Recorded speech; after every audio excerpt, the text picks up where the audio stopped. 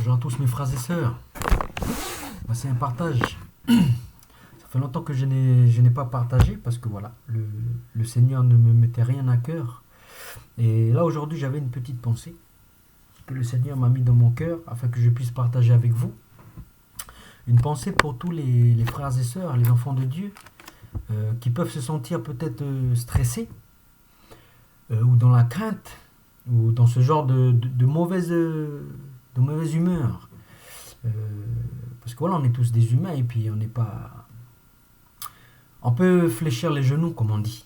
Mais voilà, cette petite parole d'encouragement que je vais partager, que le Seigneur me donne de partager afin de changer aussi de perspective, changer de vue et changer de regard que nous pouvons porter. Des fois, nous pouvons porter un faux regard, un regard qui est biaisé par rapport à notre Père, notre bon Père. On peut le voir d'une manière qui n'est pas vraiment. Et voilà, la Bible, elle nous donne aussi des indications pour savoir comment Dieu, celui qu'on appelle notre Père, il se comporte réellement avec nous. Je vous ai dit dans les anciennes vidéos qu'il faut le considérer comme un vrai Père, mais donc comme un Père parfait. Voilà. Sur cette terre, il y a des bons pères, il y a peut-être des pères un peu moins bons, mais ce n'est pas de leur faute. Voilà, les humains, on est tous dans l'erreur, on n'est pas parfait. Mais il faut imaginer Dieu comme un Père parfait. Et c'est dur de se l'imaginer comme un Père parfait, mais il faut juste comprendre son amour, en fait. Et donc là, cette parole, mes frères et sœurs, ça va être pour ceux peut-être qui se disent qu'ils doivent faire beaucoup de choses, qui se sentent sales, par exemple, aux yeux de Dieu, sous les yeux de Dieu, sous les regards de Dieu, qui se sentent sales, qui se sentent pécheurs, qui se sentent incapables de faire plusieurs choses, incapables de faire les choses pour le Seigneur. Peut-être pour des enfants de Dieu qui pensent ralentir dans leur démarche, ou qui pensent même peut-être reculer. Voilà, tous ces genres de pensées, ça peut nous arriver à tous. Voilà, on n'est pas parfait. Mais ce message aujourd'hui, c'est un message d'encouragement pour vraiment essayer de comprendre comment notre papa il est. On va lire un passage de la Bible dans l'évangile de Jean. Voilà, dans un grand frère à nous, Jean. Il a écrit dans son évangile, et je veux lire le passage. Alors c'est Jean, chapitre 6, à partir du verset 26. À partir du verset 26. Alors il faut resituer aussi dans le contexte. On va pas tout lire le chapitre 6, mais je vais vous resituer dans le contexte, et si vous à la maison vous voulez lire vous-même, vous allez voir, voilà, moi je vais essayer de resituer dans le contexte, comme ça on va gagner du temps. Le contexte, c'est que en fait, Jésus, il a été sur une montagne avec ses disciples, et il y a beaucoup de gens qui le suivaient. Et du coup, c'est l'épisode où Jésus il a multiplié les pains. Voilà. Il a multiplié les pains. Il y a deux épisodes où il a multiplié les pains, Jésus. Il y a un premier épisode, et après il y a un deuxième épisode. Il y a deux fois où il a multiplié les pains. Et là, si je dis pas de bêtises, je sais plus si c'est la première ou c'est peut-être la deuxième fois. Attendez. 5 pains et 2 poissons. Je pense que ça, c'est la première fois. Voilà, peut-être je me trompe, mais il faut bien lire. Mais en tout cas, voilà. Le contexte, c'est que Jésus, il a multiplié les pains à la montagne. Et après, Jésus, les disciples sont partis. La nuit, elle est tombée. Tout le monde est parti, une fois qu'ils avaient bien mangé. Et le lendemain, Jésus aussi, il est parti. Il est parti dans une autre ville, je crois que c'est à Capharnaüm, dans une autre ville. Et voilà. Et le lendemain, les gens qui avaient mangé à la montagne, là, du coup, ils sont retournés à la montagne pour voir si Jésus il était là. Si Jésus il avait passé la nuit là, avec ses disciples. Parce qu'ils cherchaient Jésus. Et quand ils sont arrivés à la montagne, il n'y avait pas Jésus. Voilà, Jésus, il était parti. Avec les disciples. Ils étaient partis à Capharnaüm, de l'autre côté du lac de Galilée. Et du coup, ils cherchaient Jésus. Et ils ont marché à pied. Ils ont fait le tour du lac, ou peut-être qu'ils ont pris des barques. Ils ont traversé le lac. Ils sont arrivés là où Jésus il était allé, avec les disciples. Ils arrivent vers Jésus, et puis voilà, ils trouvent Jésus. Et voilà, c'est ça le contexte. Ils trouvent Jésus. Et là, Jésus, il leur parle. Notre grand Seigneur, qui s'est sacrifié pour nous. Il dit ça. Jésus leur répondit. Parce qu'ils le cherchaient. Et voilà, verset 25, ils le cherchaient, ils ont dit à Jésus, Rabbi. Rabbi, ça veut dire enseignant. Voilà, parce il y avait des rabbis, il y avait des enseignants, et puis les gens, ils écoutaient, voilà. Rabbi, enseignant, ça veut dire enseignant. Quand es-tu venu ici? Voilà, quand es-tu venu? Parce que voilà, eux, ils étaient là-bas en train de le chercher à la montagne, mais ils se demandent comment Jésus l'a fait pour... voilà. Et là, Jésus répond, en vérité, je vous le dis, vous me cherchez, non pas parce que vous avez vu des miracles, mais parce que vous avez mangé des pains et que vous avez été rassasiés. Donc là, Jésus pointe du doigt. Jésus, il ne répond pas à la question. Parce qu'eux, ils leur demandaient, Rabbi, quand es-tu venu ici? Voilà, une vraie question toute simple. C'est quand que tu es venu là? Et le Seigneur, lui, il va aller à l'essentiel. Il va aller tout droit dans le cœur. Il va leur faire prendre conscience en eux-mêmes. C'est ça qui est beau avec notre Seigneur, c'est que le Seigneur, il donne des phrases c'est comme un miroir en fait. Ça nous fait voir notre réalité intérieure. Et là, il va dans le cœur de chaque personne et il leur dit, en vérité, vous me cherchez, non pas parce que vous avez vu les miracles, mais vous me cherchez parce que vous avez bien mangé, vous avez été rassasiés. Vous êtes en quête de nourriture, la nourriture matérielle. Ils veulent juste bien manger. Ils ont vu en Jésus quelqu'un qui multipliait les pains gratuitement. Ils pouvaient manger gratuitement. Donc ils cherchaient Jésus pour ça.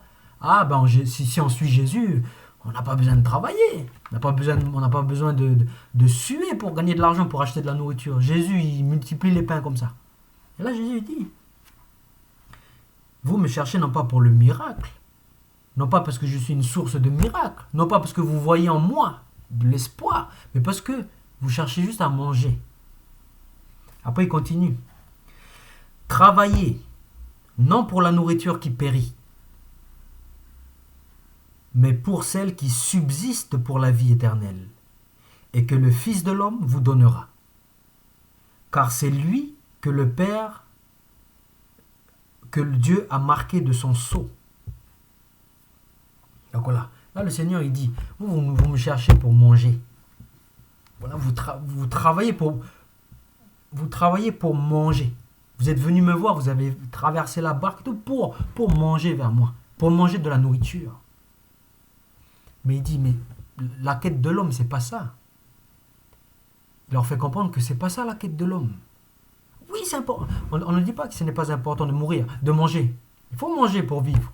C'est une question de... Mais notre Père, il le sait ça. Il le sait qu'il faut manger pour vivre.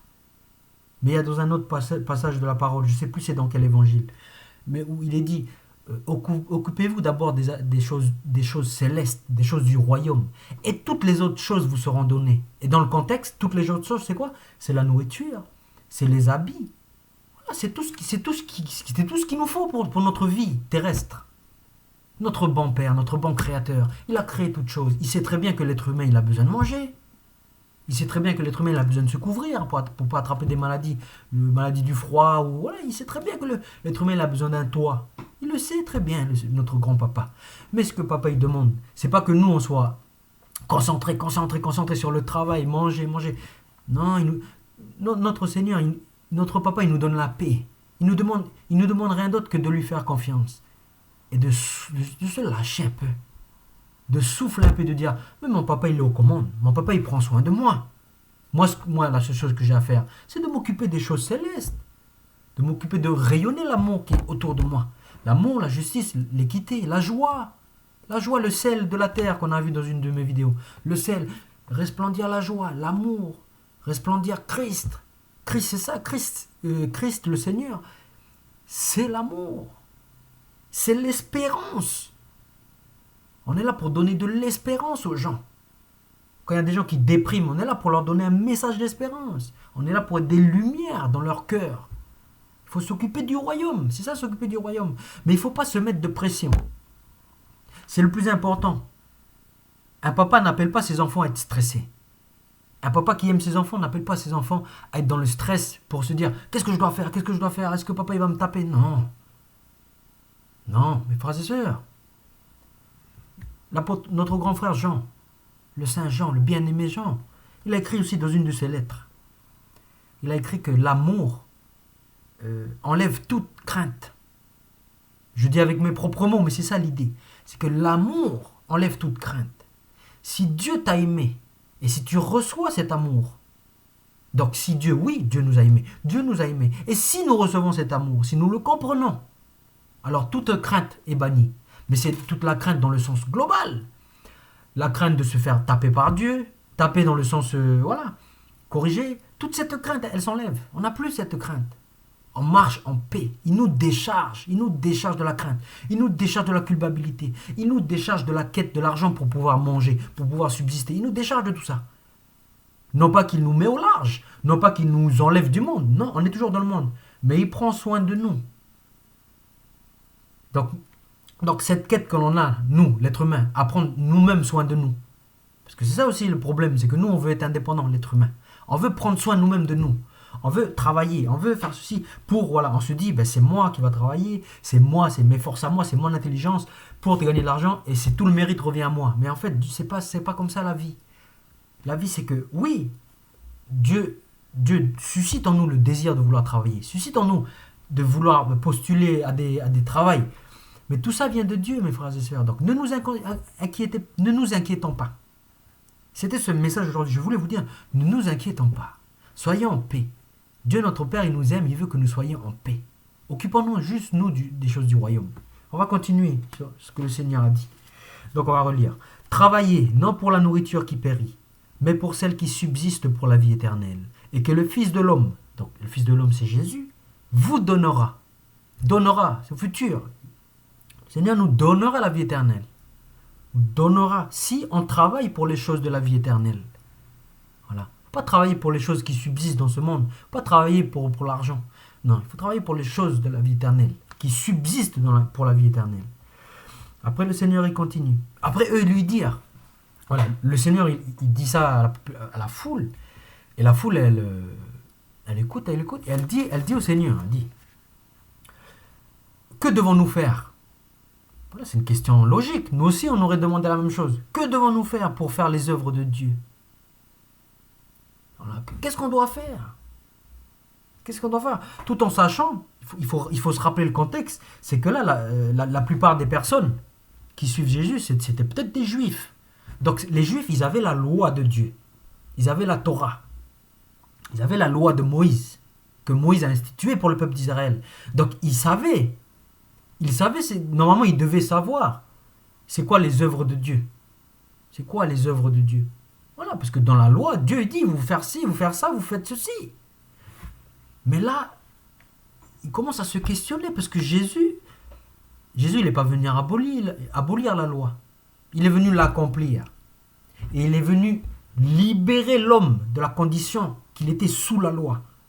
Donc c'est plus une question de qu'est-ce que nous devons faire, quelle chose je dois faire. C'est plus ça. Et donc là, les gens ils commencent à réfléchir. Ils disent à Jésus, mais qu'est-ce qu'on doit faire alors? Alors qu'ils le savent normalement, parce qu'ils ont la loi de Moïse. Mais là, on voit qu'ils commencent à changer de mentalité. Jésus les a amenés à changer de mentalité. Parce qu'on n'est plus sous la loi, on est sous la grâce. Et il essaye d'éduquer les gens sous cette grâce. Et là, les gens ils disent, qu'est-ce que nous devons faire pour faire les œuvres de Dieu? Jésus répondit.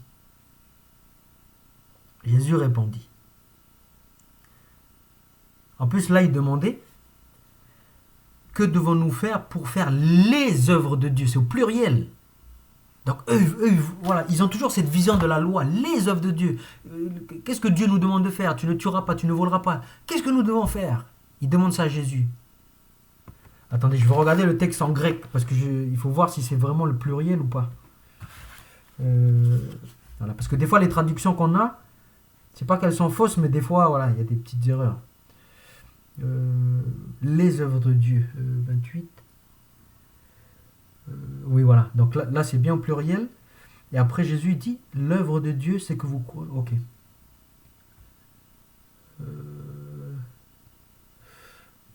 Ok, voilà. Ça c'est bon, c'est bien traduit. Moi, ma version de ma Bible, je crois que c'est Louis II. Voilà. Louis II, 1910. Donc là, c'est bien traduit. Le peuple demande à Jésus, les gens, ils demandent à Jésus, quelles sont les œuvres de Dieu? Jésus, il ne va pas répondre les, il va dire l'œuvre. Donc là encore, Jésus, il balaye les mauvaises pensées. Les gens, ils disent, qu'est-ce qu'il faut faire? Il y a plein de choses à faire. Jésus, il balaye tout ça. Il dit l'œuvre de Dieu. L'œuvre, une seule œuvre. Une seule œuvre. Déjà, le fardeau, il se réduit là. On est passé de beaucoup d'œuvres à une seule œuvre. Primordiale. Fondamentale. Jésus leur dit, l'œuvre de Dieu, c'est que vous croyez en celui qui l'a envoyé. Frères et sœurs, en disant ça, tout le fardeau là, qu'on doit être bien, on doit ne pas tuer, on ne doit pas voler, on ne doit pas ceci, tout ce fardeau là, de toutes ces œuvres là, parce que c'est un fardeau, chaque jour on doit vivre avec ça, on doit faire attention à ce qu'on fait pour plaire à Dieu. Tout ce fardeau là, Jésus il le prend, il le jette à la poubelle, et il dit juste, la seule chose que vous avez à faire, c'est de croire, c'est quoi? C'est que vous croyez en celui qui l'a envoyé. C'est qui l'a envoyé? Il a envoyé qui? C'est Jésus, il parle de lui. En fait, c'est que vous croyez en moi. Croyez en moi. Juste, faites ceci, croyez en moi. Mais ça, c'est un message pour nous aujourd'hui, mes frères et sœurs. Pour certains enfants de Dieu qui veulent encore se mettre sous la loi. Voilà. Moi, il faut regarder comment l'apôtre Paul, il a bien expliqué tout ça. Mais la loi, c'est comme une protection. Moi, je le vois comme ça, personnellement. C'est comme une protection. La loi, c'est toutes les règles. Les règles, tu ne tueras pas, tu ne voleras point, tout ça. Toutes ces règles, les 10 paroles, qu'on appelle les 10 commandements, mais en fait, c'est les 10 paroles. Voilà, dans le texte hébreu, c'est pas les 10 commandements, c'est les 10 paroles. Donc, c'est là qu'on voit que c'est pas un commandement, tu fais ci, sinon je te tape. Dieu, il n'est pas comme ça. Notre bon papa, il n'est pas comme ça. C'est pas un Dieu, tu fais ça ou sinon je te bombarde. C'est pas comme ça. Dieu, il nous donne une sécurité, une barrière de sécurité. Et il nous met au milieu, dans un grand espace libre de liberté. De liberté, mes frères et sœurs, il faut le croire. Il nous donne un grand espace de liberté. Mais il met quand même une barrière pour nous protéger. Parce qu'au-delà de la barrière, il y a des actions qui mènent à la ruine. Voilà, c'est comme ça. Il y a des actions qui mènent à la ruine. Et Dieu, pour nous empêcher que nous sautons par-dessus la barrière et que nous faisons des actions qui mènent à notre ruine, mais c'est pas de sa faute si nous faisons des actions qui mènent à la ruine. C'est nous-mêmes qui avons choisi. Mais lui, il nous met une barrière. Il nous met une barrière. Et c'est les commandements. Mais le problème, c'est que avec la loi, le problème, c'est que les personnes, ils avaient les regards fixés sur la barrière. Voilà. Essayez de comprendre ce que je vous dis, mes frères et sœurs. C'est qu'il y a une barrière. On dit c'est le commandement. Le problème avec la loi, c'est que quand la loi, elle dit tu ne feras pas ça, du coup, on a les regards fixés vers la barrière. Mais si nous avons les regards fixés sur la barrière, ça veut dire qu'on est proche de ce qu'il y a derrière la barrière. On est proche. Forcément parce qu'on a les regards fixés dessus. On prête attention à ne pas dépasser la barrière. Mais si tu prêtes attention, ça veut dire que tu es proche de ce qu'il y a derrière. Donc tu es proche du péché. Tu es proche du péché. Mais si tu ne te soucies pas de la barrière, tu te soucies à quoi alors? Tu te soucies là où tu es. Dans ce grand espace de liberté. Si tu ne regardes pas la barrière, si tu restes là où tu es et tu profites de la liberté que Dieu te donne, tu n'auras pas les pensées vers les barrières. Tu n'auras pas des pensées qui vont te dire il faut que je fasse ça, il faut que je fasse ça, Dieu il veut ça de moi. Est-ce que j'ai bien fait, est-ce que j'ai mal fait? Mais non, tu seras au milieu, tu seras tranquille.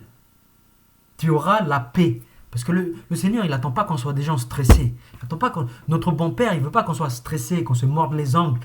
Il veut juste qu'on soit en paix et que l'on apprécie la part qu'il nous donne dans notre bon pâturage qu'il nous a donné. Il nous a mis des barrières, mais les barrières, on ne s'occupe pas. Parce que pourquoi on ne s'occupe pas des barrières? C'est ça qui est important. Pourquoi on ne s'occupe pas des barrières?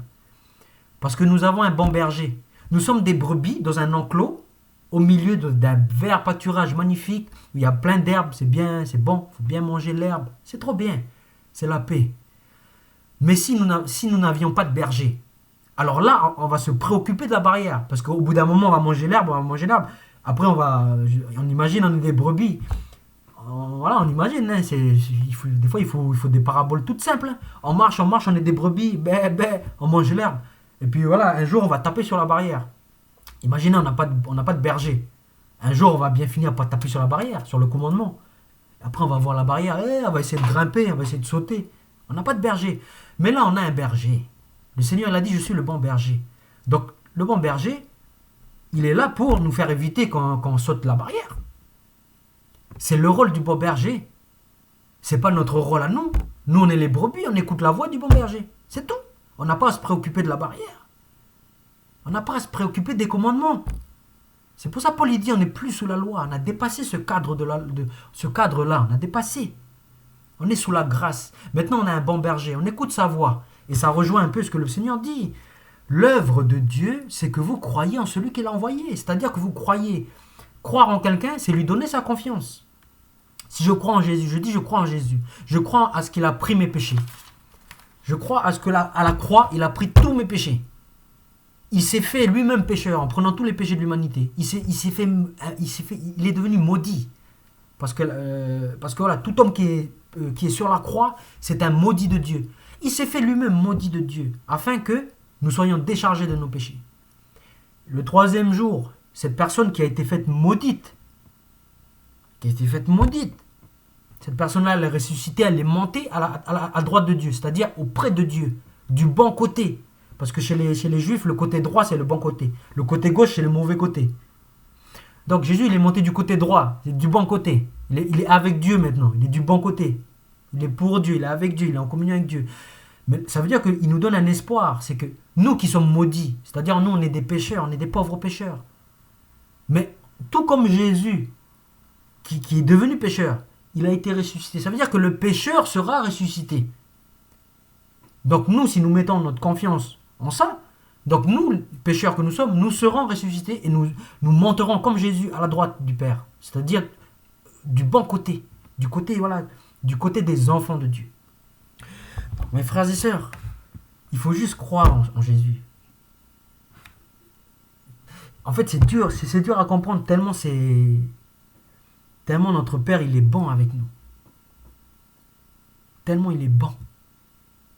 Il ne va pas nous dire, vous devez faire ça, vous devez faire ça, vous devez faire ça. Non, juste crois. Juste crois. Et tu seras sauvé. Crois. Et tu auras la vie éternelle. Donc, pourquoi aujourd'hui on va se baisser la tête, on va dire, oh là là là là. Ah là là là, Seigneur, comment faire pour te plaire j'en peux plus, je recule dans ma sanctification. Mes frères et sœurs, au bout d'un moment, il faut faire un checkpoint. Un checkpoint, un point de sauvegarde, là, tu t'arrêtes, un point de repos où il faut remettre les choses au clair. Quand le Seigneur il dit, l'œuvre de Dieu, c'est que vous croyez en celui qui l'a envoyé. Ça veut juste dire, crois au bon berger. Arrête de penser aux lois, là. Crois au bon berger. Crois que ce bon berger-là, il va te protéger de tout. Et il va t'emmener à la sanctification. Crois. La sanctification ne viendra pas de toi, mais viendra du berger. Parce que le bon berger, il va te mener là où tu dois manger. Il va te mener là où tu dois boire le lait spirituel. Là, tu dois manger la nourriture spirituelle solide. Il va te mener. Parce qu'il veut ta croissance, le bon berger. Il t'aime. Il a donné sa vie pour toi. Alors ne penses-tu pas qu'à plus forte raison, il va te mener vers là où il veut te mener, c'est-à-dire la vie éternelle? Donc mes frères et sœurs, ce n'est qu'une question de confiance. Ce n'est pas une question de aujourd'hui j'ai péché. Voilà. Désolé Seigneur, j'ai péché. Je suis un pauvre pécheur. Voilà. C'est bien d'avoir de se culpabiliser. C'est bien. Ça prouve que l'on aime le Seigneur. Mais au bout d'un moment, il faut passer. C'est bon. Seigneur, voilà. C'est difficile. Voilà. La vie, elle est difficile. Je continue de pécher. M'as-tu accepté, Seigneur? On peut se poser cette question. M'as-tu accepté? Je continue de pécher. Mais, mes frères et sœurs, le Seigneur, il nous purifie de nos péchés. Présent, futur et à venir. Ça ne veut pas dire que nous allons continuer à pécher. Ça veut dire que quand on pêche, il nous pardonne. Parce que nous avons mis notre confiance en lui.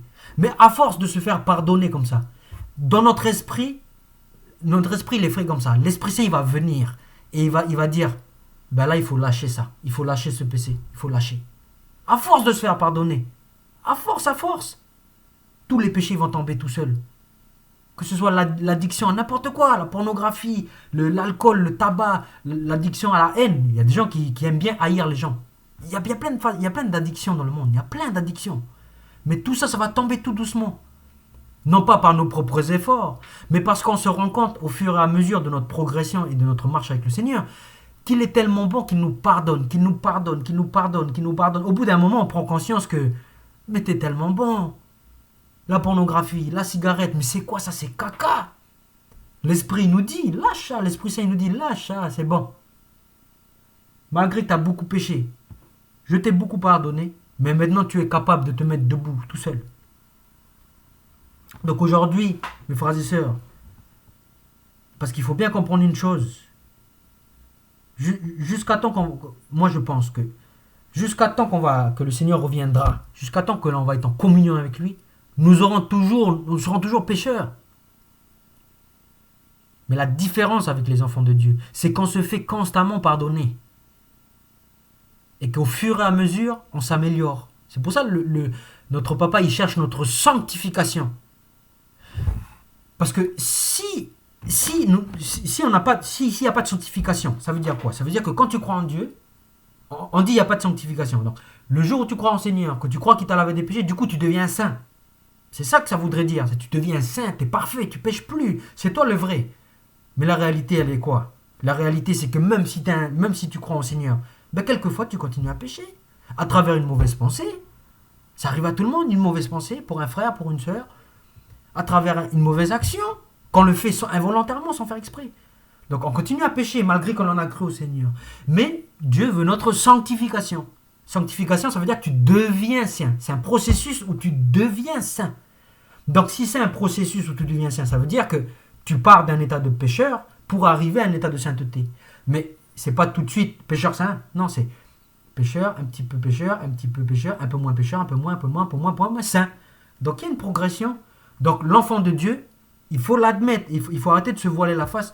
On continue à pécher, même inconsciemment, on ne le sait pas. C'est pour ça qu'il faut tout le temps demander pardon à Dieu, tout le temps se commémorer. C'est pour ça que le Seigneur, il a dit, faites ceci en mémoire de moi, mangez ceci mon sang, ceci mon corps, et buvez ceci mon sang pour l'alliance, pour la rémission des péchés. Mais il faut le faire constamment, ça. Il ne faut pas le faire une fois et puis c'est bon. Il faut se souvenir de ça. Ça veut dire qu'il faut se souvenir que nous sommes toujours pécheurs. Et quand on prend part à la scène, ça veut dire on prend part, on se souvient que Christ il est mort pour des pécheurs. Et nous sommes toujours pécheurs. Mais comme on a accepté le Seigneur, il nous pardonne. Et c'est comme ça qu'on évolue. Donc aujourd'hui, ce message, c'était quoi? C'était pas pour vous dire, mes frères et sœurs, continuez à pécher. Comprenons bien ce genre de message qu'on dit. Le Seigneur voulait me dire aujourd'hui que ne vous accusez pas vous-même. Ne vous accusez-vous pas vous-même. Car oui, on va des fois pécher dans notre chemin.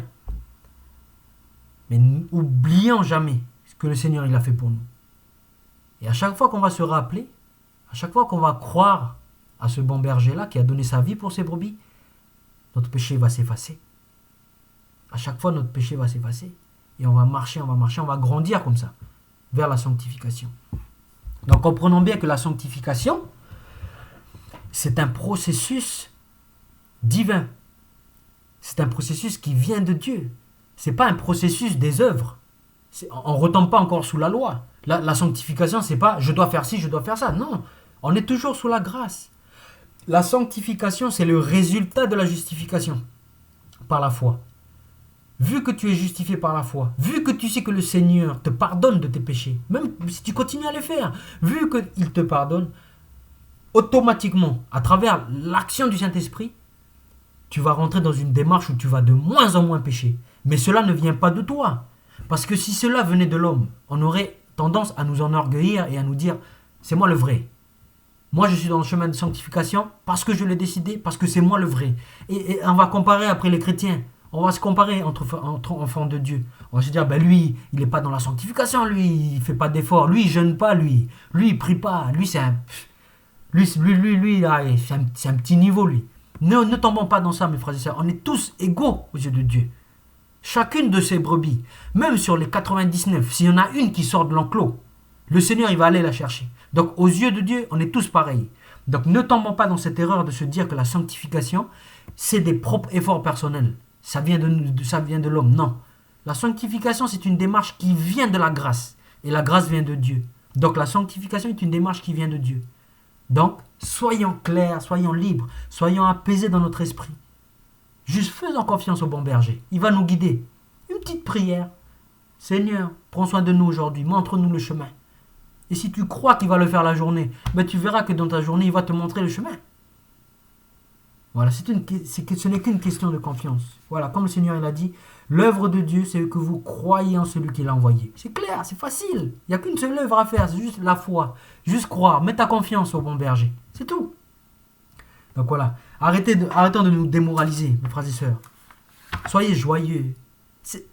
Acceptons cette pleine liberté que le Seigneur nous donne. Ne regardons plus à la barrière, à la loi.